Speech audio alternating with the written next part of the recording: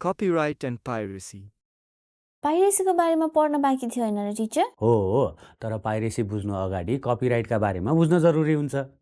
कपिराइटको बारेमा बुझ्न अगाडि कपिराइट भनेको के हो भनेर बुझ्न जरुरी छ होइन र?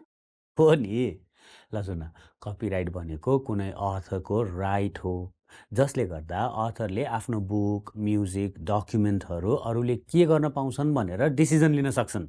कपिराइट भनेको कपी गर्न दिने कि नदिने भन्न पाउने राइट रहेछ। हो एकपल्ट मेरो साथीले टपदेखि बटमसम्म मेरो होमवर्क सार्दा त कस्तो चित्त दुखेको थियो। हो त्यसै गरी अथरले आफ्नो मेहनतको फल पाओस् भनेर अथरले आफ्नो कामलाई कपिराइट गर्नुपर्ने हुन्छ।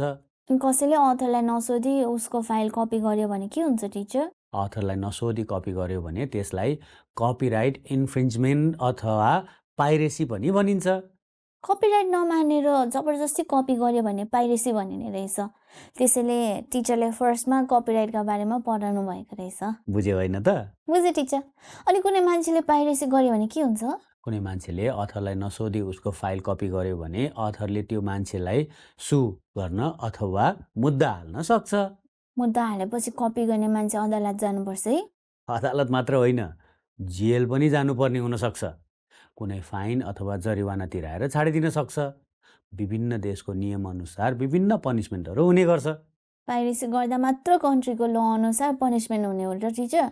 पाइरेसी मात्र होइन, जुनसुकै साइबर क्राइम भए पनि कन्ट्रीको ल अनुसार क्राइम गर्ने मान्छेले पनिसमेन्ट पाउँछन्।